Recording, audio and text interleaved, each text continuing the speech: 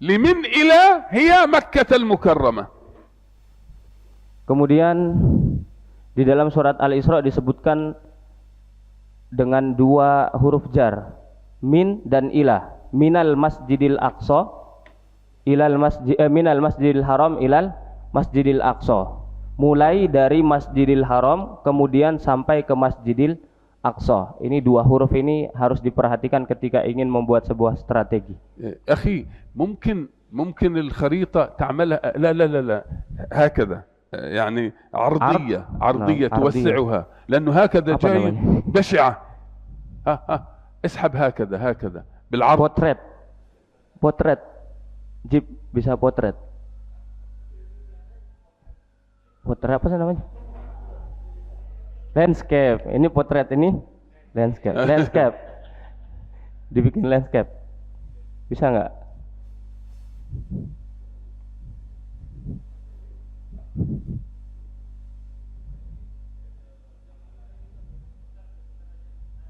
Hakata? Oh, la yumkin.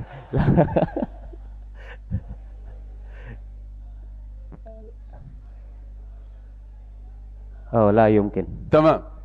هكذا. أنا قصدت من الجنب من هنا والجنب من هنا يوسعها قليلا، لأنه جاي كأنها بيضة. أي كأنها بيضة. نعم. Ardian ya ini kan? عرضيا. أيوة. Ada aplikasi nggak masukin kemudian dibikin landscape? Kalau ini kan nggak bisa. Supaya kayak telur. Ini kan lonjong ke atas. Telur kan. لا تكون في ارجعها كالأول. ارجعها. balikan. أيوة. لا bukan balikkan ininya kayak tadi. تمام لا مشكلة. قصدت هنا. بسم الله. dibikin landscape. Antum punya هنا aplikasi لا يسمح.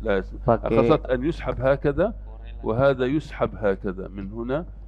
لا يوجد. masukkan ke لا Word. لا يسمح. masukkan ke Word kemudian nanti di Word dibalik.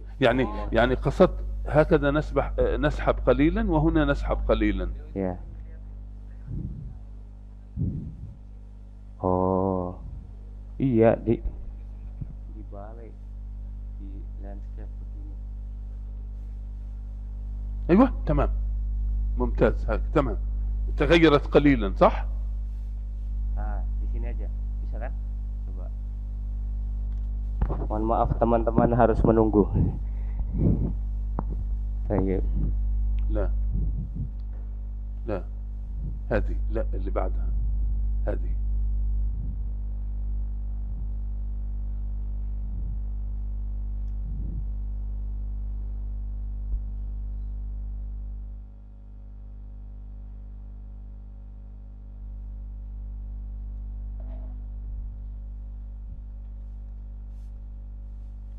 Bisa mas. Sama.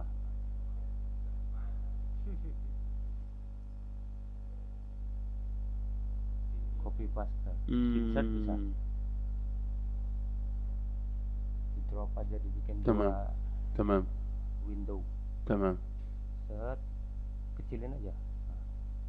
بسم الله. Antum pakai Word lebih gampang. تمام. قد يمكن لا يسمح. تمام أخي نبقيها كما هي. توكل على الله. اختصارا للوقت. نعيدها. اختصارا للوقت. لا بأس.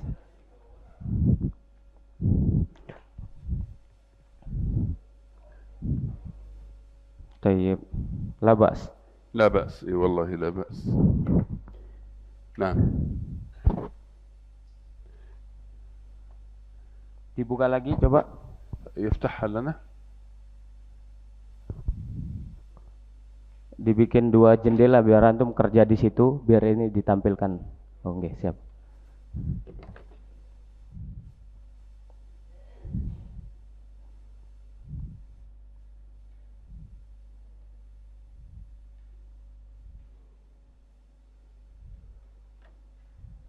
Peta yang tadi ditaruh di sini. تمام. أخي في بوستر هنا. أيوة. بها الخريطة واحدة منها. هذه. أيوة. تمام. كم واحدة؟ أكثر من واحدة صح؟ اعطي واحدة للإخوة وواحدة للأخوات تفر عليهم.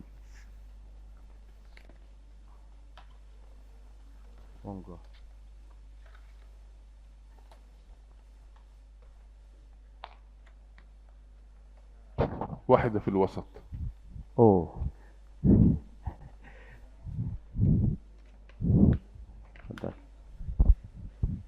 حاضر. تمام. ممتاز، هكذا جميل. نعم. هكذا جميل، خلاص ما تحتاجوا، انظروا هنا. Nah ini udah. تمام. biar gini aja Mas Eko. تمام. إذن نعود إلى سورة الإسراء والحديث عن من إلى. من أين؟ من مكة. هذه مكة، هذه مكة، هذه المدينة، هذه بيت المقدس، هنا المسجد الأقصى.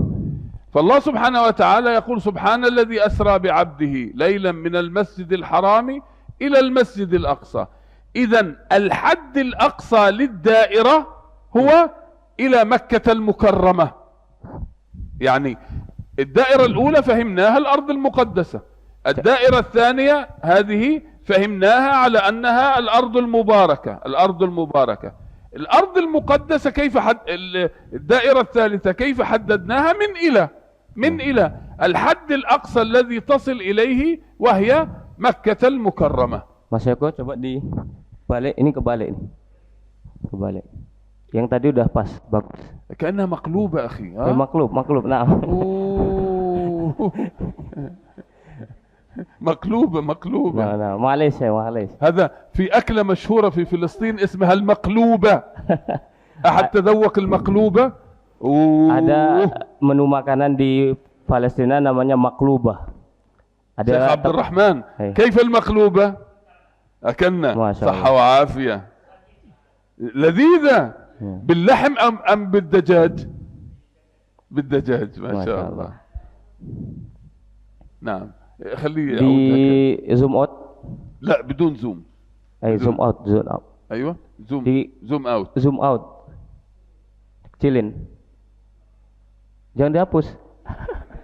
أيوة كمان شوية صغيرة. terus lagi شوية صغيرة كمان شوية كمان lagi. Nah, بس أنا كنت أتكلم وهي مقلوبة. أيوة. لذلك هؤلاء حائر.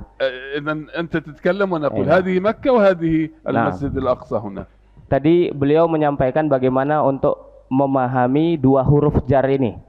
Maksudnya min, ya, perjuangan ini dimulai dari Makkah, kemudian ila. Jadi mulai dari starting pointnya di Makkah, dilanjutkan sampai ke Masjidil Aqsa. تمام. نعم. إذن الدائرة الثالثة تضم كل مصر. انظروا في الأولى كانت بداية مصر، الآن بداية مصر، الآن تضم كل مصر زائد مكة والمدينة. نعم. مكة والمدينة. ما شاء الله.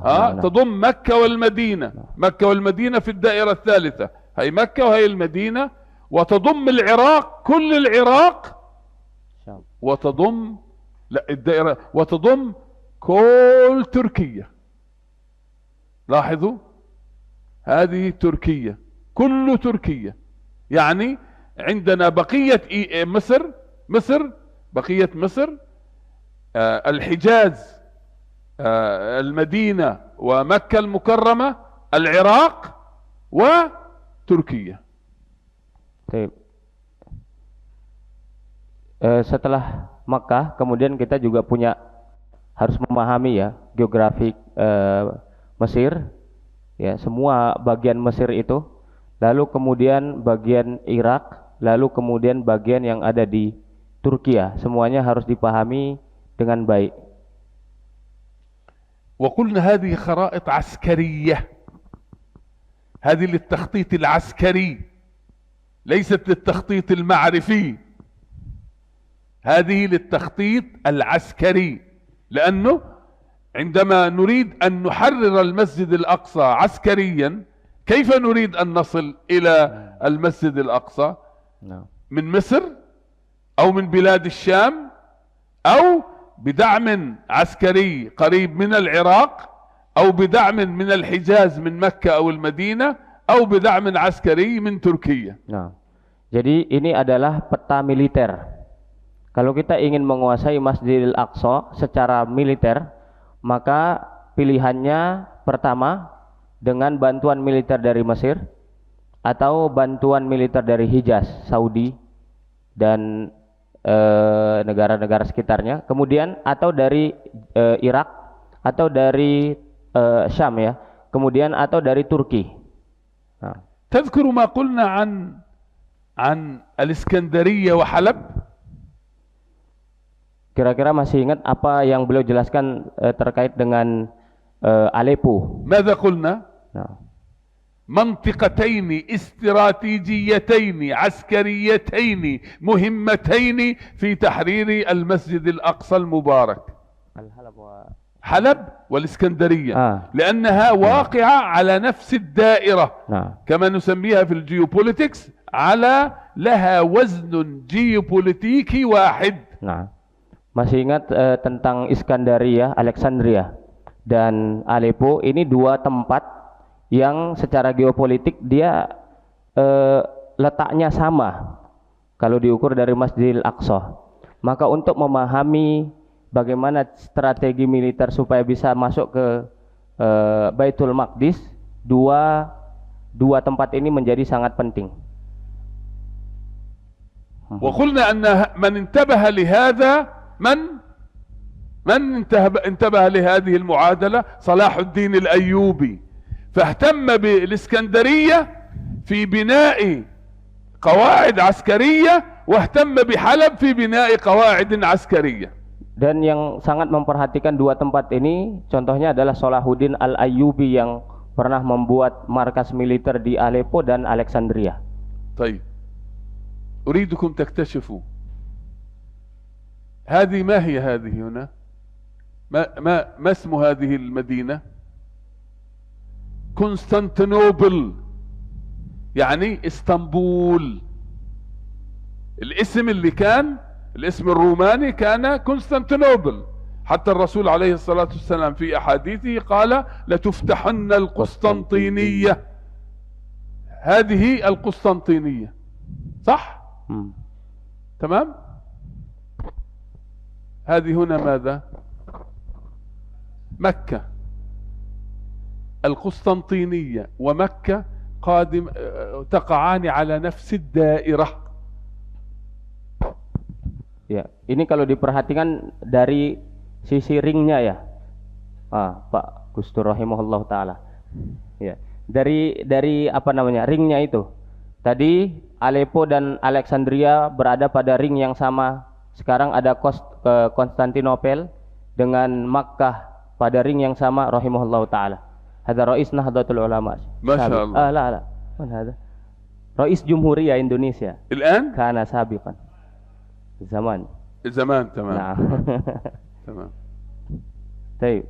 مرة أخرى قل حتى هذه. Nah, jadi dua titik ini Konstantinopel dengan Makkah terletak pada ring yang sama. يعني الوزن الجيوبوليتيكي متساوي. الوزن الجيوبوليتيكي متساوي. طب شوفوا عندما رأينا هذه كانت مفاجأة.